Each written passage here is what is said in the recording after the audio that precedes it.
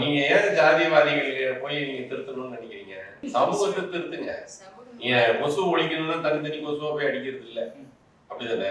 கொசுக்குன்னு ஒரு மருந்து கண்டுபிடிக்கிறோம், மொத்தமா மருந்து போடுறோம், எல்லா கொசுவும் செத்து போகுது, அப்படிதானே? என்னோட பயம் நீங்க ஒரு ஸ்டேட்டஸ் வைங்க அம்பேத்கர் பத்தில சார், அது உள்ள தனியா ஒரு ஸ்டேட்டஸ் வைக்கிறேன், எனக்கு மட்டும் பாக்குறீங்க. ஒரு ஐயர் வீட்டுல நான் போறேன், என் ஃப்ரெண்டு தான் என்ன நிற்கிறாங்க, வெளியே நிற்க வைக்கிறாங்க. ஏன் நிற்கிறாங்கன்னு எனக்கு புரியல. நில்லுமா அப்படின்ட்டாங்க. வாசல் வரையும் நான் காலை எடுத்து என்னன்னு கேட்டா, நீ தலை குளிச்சிருக்கியா அப்படின்னா எனக்கு அதுவும் மீனிங் புரியல. தலைக்குமா தலை தான் குளிச்சிருக்கேன் நான் அப்படின்னு. ஆனா நாங்க ஃப்ரெண்ட்ஸுக்குள்ள பேசும்போது அப்படி அது சம்பந்தமா எதுவும் பேச மாட்டோம். ஆனா அவங்க ஊர்ல போனோம்னா அவங்க ஸ்டேட்டஸ் நீங்க ரொம்ப எளிமையான கேள்வி,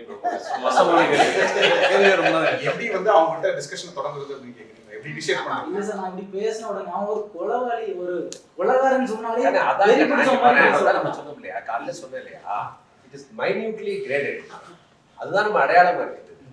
இதை எப்படி மாத்துறதுன்னு நம்ம பேசுறீங்க தவிர இப்படியே இருக்கேன் இப்படியே இருக்கேன். நான் அதான் சொன்னேன், அப்புறம் வந்து இப்போ இது யார் கோகுல்ராஜோட அந்த கொலைகாரன் மட்டும்தான் பெரிய இது கொடுமைக்காரன் மாதிரி சித்தரிக்கிறது. அந்த மாதிரி நம்ம பார்க்காம இந்த சாதிக்குள்ளதான் நான் கல்யாணம் பண்ணணும் ஒரு சத்தம் இல்லாம திருமணங்கள் வந்துட்டு இருக்குல்ல, அதுல பெற்றவர்கள் ஒரு உறுதிப்பாடோட இருக்கல, அவங்களாம் அதுக்கு நிகரான கொடுமை. அதே கொடுமைத்தன்மை அவங்களுக்கு இருக்கும். அவங்க வெளிப்படுத்திக்கல, அவங்க கிட்ட அறிவாளி இல்லை, அவங்க செய்தி இல்லை, இவன் பண்ணிட்டான் அவ்வளவு. என்னோட கேள்வி என்ன அப்படின்னா, இதுக்கு வந்து இப்படிதான் நீங்க அவங்க கிட்ட பேசணும்லாம் சொல்லி தர முடியாது சார். நீங்க ஏன் ஜாதிவாதிகள் போய் நீங்க திருத்தணும்னு நினைக்கிறீங்க? சமூகத்தை திருத்துங்க. நீங்க கொசு ஒழிக்கணும்னா தனித்தனி கொசுவா போய் அடிக்கிறது இல்ல, அப்படிதானே? கொசுக்குன்னு ஒரு மருந்து கண்டுபிடிக்கிறோம், மொத்தமா மருந்து போடுறோம், எல்லா கொசுவும் செத்து போகுது, அப்படிதானே? என்னோட பயம் நீங்க ஒரு ஸ்டேட்டஸ் வைங்க அம்பேத்கர் பத்தில சார், அது உள்ள தனியா ஒரு ஸ்டேட்டஸ் வைக்கிறேன், எனக்கு மட்டும் பாக்குறீங்க. பெரிய பிரச்சனை ஆகும் சார். இப்போ உரையாடல் தான் தீர்வுன்றது. இப்போ இடைநிலை சமூகமாக இருக்கட்டும், இல்லை ஒடுக்கப்பட்ட சமூகத்துக்குள்ள நடக்கிற ஒரு உரையாடல் தான் தீர்வு. தோழர் பேசும்போது கூட சொன்னாரு, அம்பேத்கர் எந்த இடத்துலையுமே வந்து தலித் சமூகத்துக்காகலாம் தனிப்பட்ட ஒரு அஜெண்டாவாக பேசல, இப்போ பிற்படுத்தப்பட்ட சமூகத்தையும் இணைச்சு தான் பேசுறதுன்னு சொன்னாங்க. ஆனால் இப்போ சமீப காலமாக பார்த்தீங்கன்னா இவங்க ரெண்டு பேருக்கும் நடுவில் நடக்கிற ஒரு பெரிய உரையாடலை மட்டும் தான் பெரிய அடையாளமாக இருக்காருன்னு வச்சுக்கோங்க. இங்கே அந்த உரையாடல் இங்கே இருக்குன்னா அந்த உரையாடல் நிகழ்த்துக்கான சூழல் வந்து இங்கே எங்கேயுமே இல்லைன்றது தான் சிக்கலாது. இது வந்து முற்போக்கு இயக்கங்கள்கிட்டையும் இல்லை, சராசரியான சமூகம் சார்ந்த சிந்திக்கக்கூடிய மக்கள்கிட்டே இல்லை. ஆனால் இதை வந்து பொது சமூகத்துக்கிட்ட நம்ம எதிர்பார்க்குறோம். நம்மக்கிட்டே இது இல்லைன்னும் போது பொது சமூகத்துக்கு மேலே மட்டும் எப்படி நம்ம சார்ஜ் பண்ண முடியும்? அப்போ நம்மக்கிட்ட மாற்ற வேண்டியது என்ன இருக்குது? இப்போ இதை நோக்கிய ஒரு அஜெண்டா ஒர்க் நம்ம பண்ணணும்னு ஆசைப்படுறோம்னா நம்மக்கிட்ட முதல்ல நம்ம என்னவோ மாறணும்னு ஒரு ஐடியாலஜி இருக்குங்களா? அதை பற்றி சொன்னோம்னா நம்ம இந்த கூட்டம் முடியும் போது அது ஒரு யூஸ்ஃபுல்லாக இனிமேல் இப்படி நடக்கணும். ஏன்னா தொடர்ச்சியாகவே நம்ம பார்த்தீங்கன்னா நம்ம கொஞ்சம் படித்தாலே அறிவாளியாகும். ஆனால் இடைநிலை சமூகத்திலையோ இல்லை சாதி சமூகத்தில் இருக்கிறோன்னு வச்சுக்கோங்க, அவன் எவ்வளோ படித்தாலும் குற்றவாளியை தான் காட்டுறாங்க. இது தோவர் சொல்லும் போது கூட சொன்னார், புரட்சி படங்கள்லாம் வருது. அந்த படங்களில் பாதி பார்த்தீங்கன்னா பார்க்கவே முடியல, தொடர்ச்சியாக அவனை குற்றவாளியாகவே காமிச்சுக்கிறாங்க. குற்றவாளியை காமிக்கிறவங்ககிட்ட போய் உரையாடல் எப்படி வருவாங்க? அவனுக்கு அது ஈஸியாக இருக்குது. ஏற்கனவே சமூகம் அவனுக்கு ஒரு உயர்ந்த அந்தஸ்து கொடுத்துருக்கு. நீ என்னதான் ஒன்றுத்துக்கும் உதவாதனா இருந்தாலும் நீ ஒரு உயர்ந்த ஜாதியை சேர்ந்தவன்டான்ற மாதிரியான ஒரு தன்மை அவனுக்கு கொடுத்துருக்கு. அதான் ராஜா மாதிரி ஒருத்தன் நந்து காட்டுறான். அந்த அளவுக்கு தான் அந்த சமூகம் இருக்குது. அவனை திரும்பவும் நம்ம குற்றவாளின்னு சொல்லி விலக்கி வைக்கிறதுலேயே தான் பெரியார் இயக்கங்களே இருக்குது. நம்ம வெளிப்படையாகவே சொல்லணும், பேர் சொல்லணும், பெரியார் இயக்கங்களும் அப்படி தான் இருக்குது, முற்போக்கு இயக்கங்களும் இருக்குது. இப்போ நம்ம முற்போக்கு இயக்கங்களை சார்ந்து தான் பயணிக்கணும்னா இதை எந்த புள்ளியிலேருந்து உடைச்சி நம்ம தூங்கணுன்றதுக்கு தான் ஒரு நம்ம வந்து ஒரு சமூக உண்மை அல்லது ஒரு சாதி எவ்வளவு ஆழமானது நுட்பமானது அதுதான் நம்ம இந்த கூட்டத்தில் சொல்லியிருக்கோம், பேசியிருக்கோம். இதுக்கு ஸ்ட்ராட்டஜிஸ்லாம் நம்ம எதுவும் கற்றுக்கிறதில்ல. இதுக்கு ஒன்றும் ஸ்ட்ராட்டஜிஸ்லாம் வந்து தனித்தனியாக அதெல்லாம் கஸ்டமைஸ் பண்ணிக்க வேண்டியதுதான்.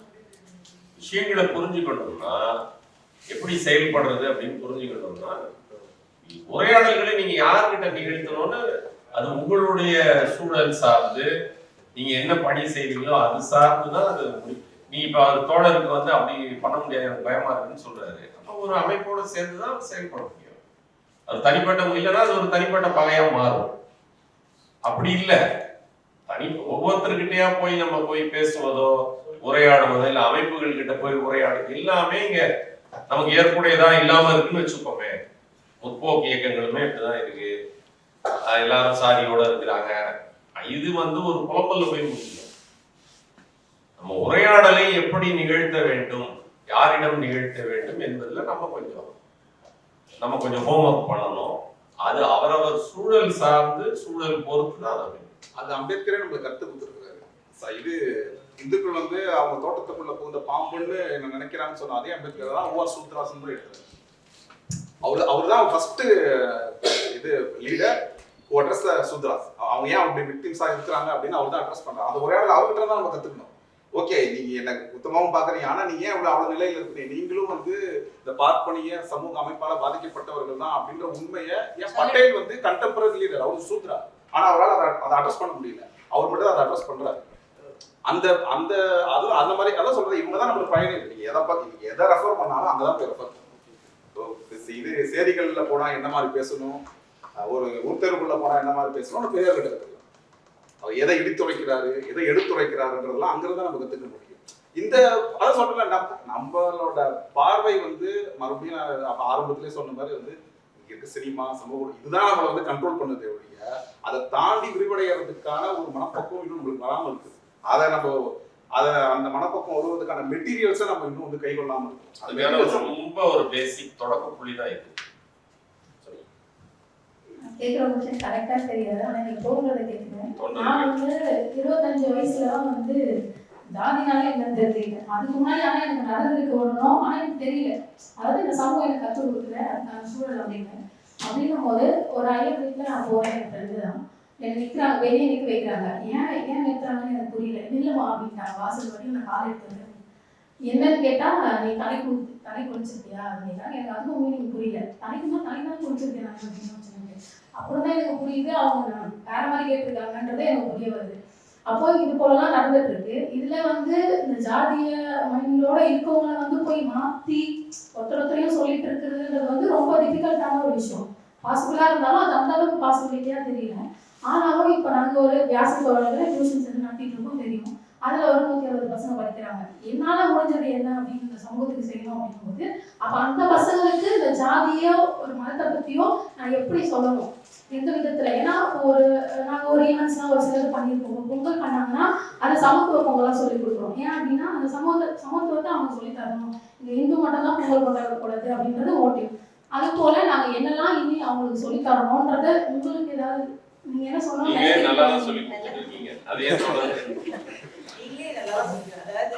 எங்களை தாண்டி எல்லாரும் யங்ஸ்டர்ஸ், எங்களுக்கு இருக்கிறத விட உங்களுக்கு வந்து அதிகமான எக்ஸ்பீரியன்ஸ் இருக்கும். நீங்க அனுபவத்துல எவ்வளவு பார்த்துருப்பீங்க.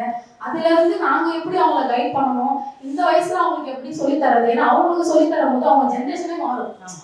இப்போ மற்றவங்களுக்கு மெனக்கிட்டு சொல்லி கொடுக்கறத கூட இது ஈஸியா பண்ணிடலான்றதுல இருந்து நம்ம கேட்கணும். அதாவது நீங்க சொல்லி தரீங்க, கிளாஸஸ் எடுக்கிறீங்க இல்லையா. முதல் விஷயமா சாதிங்கிறது பொய்யுமே சொல்லுங்க. சாதின்னு ஒண்ணு இல்லை. சாதி என்பது உங்க வீட்டுல இப்படி சொல்லலாம், நீங்க போகிற இடத்துல நீங்களே ஒரு அனுபவத்தை வந்து என்கவுண்டர் பண்ணிருக்கீங்க, இந்த மாதிரி எல்லாம் நடக்கலாம். ஆனா அப்படியெல்லாம் ஒண்ணு இல்லவே இல்லை. இதெல்லாம் தவறான கற்பிதங்கள் நம்ம மூலையில இந்த மாதிரி மத ரீதியாகவும் ரீதியாகவும் நம்ம மேல திணிக்கப்பட்ட பொய்கள். இது இல்லை அப்படிங்கிறது தான் நீங்க தொடரும். நீங்க அதை முதல்ல உடைச்சிடணும். நான் வந்து நாட்டங்கள்னு ஒரு ட்ரெஸ்ட் வச்சு ஒரு குழந்தைங்களுக்கு மேல படிக்க வச்சிருக்கேன். நான் வந்து சொல்றது அதுதான், முதல்ல சொல்லிடுவேன். இப்படிங்கிறது எல்லாமே பொய் தான். சாதிங்கிற உங்க வீட்டுல சொல்லலாம், இவனோட பழகாதுன்னு சொல்லலாம், ஊருக்கு போனீங்கன்னா இதெல்லாம் நடக்கலாம். ஆனா இது எல்லாமே பொய். இங்கேருந்து நீங்க போய் பேசுங்க. நான் ஒரு விஷயத்த கத்துட்டு வந்திருக்கேன், அதுதான் சரியானதுன்னு அங்கே போய் பேசுங்க. அது அப்படிதான் நம்ம வந்து மாத்த முடியும் இல்லையா. அங்கேருந்து கத்துட்டு வந்து இங்க திணிக்காது. இங்கிருந்து இதெல்லாம் தவறானதுங்கிறது நீங்க முதல்ல சொல்லிட்டே வாங்க. சொல்லிட்டே வந்தீங்கன்னா அவங்களுக்கு அது புரிஞ்சிடும். நாம எல்லாருமே மனுஷங்க தான், நம்ம எல்லாருமே ஒரு சமூகத்துல வாழணும்னு சொன்னா நமக்குள்ள இந்த ஃப்ரெட்டர்னிட்டின்னு சொல்றோம் இல்லையா, சகோதரத்துவம் இருக்கணும். ஒருத்தரோட கஷ்டத்தை பார்த்தா நமக்கு கஷ்டம் வரணும். அதெல்லாம் இயற்கையா நடக்குது. இயற்கையா வாழும் போதே இதெல்லாம் மறைஞ்சு போயிடும். நமக்கு பெருசா எதுவும் வேண்டாம். நாம புற சூழல இருந்து அடையிற கற்பிதங்களை தவறுன்னு புரிஞ்சுக்கணும், அவ்வளவுதான். அந்த கற்பிதங்கள் தேவையற்றவை. இயற்கையாக நம்ம வாழ்ந்தாலே நமக்கு ஒருத்தர் அடிபட்டா கட்டாயமா நமக்கு அது வரும், அழுக வரும். என்ன ஜாதின்னு தெரிஞ்சுக்கிறதுக்கு முன்னாடி அதுக்கு கட்டாயம் இருக்கும்ல. அது தெரிஞ்சதுக்கு அப்புறம் தானே உனக்கு அது வந்து செய்யணுமா வேண்டாமான்னு உனக்கு இதாகுது. அப்போ இயற்கையாக நீங்க வாழறதுக்கு பழகுங்க. இயற்கையான உணர்வுகளோட நீங்க போனாலே இது எதுவுமே தேவையில்லை. இந்த கற்பிதங்கள் அவசியமற்றவை. இந்த சமூகம் சரியானதாக இல்லை, இப்படிதான் இருக்கு, இந்த கற்பிதங்களை நம்மள திணிக்கும். அதை நீங்க தள்ளிடுங்க, புறம் தள்ளிடுங்க. நீங்க சொல்லி கொடுத்து வளர்த்தீங்கனாலே அதுவே போதுமானது.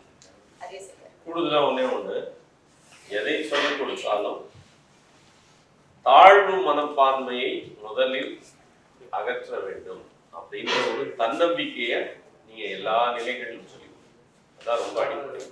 நம்ம யாருக்கும் தாழ்ந்தவர்கள் அல்ல, அது ஒரு பொய் அப்படின்னு ஒரு தன்னம்பிக்கை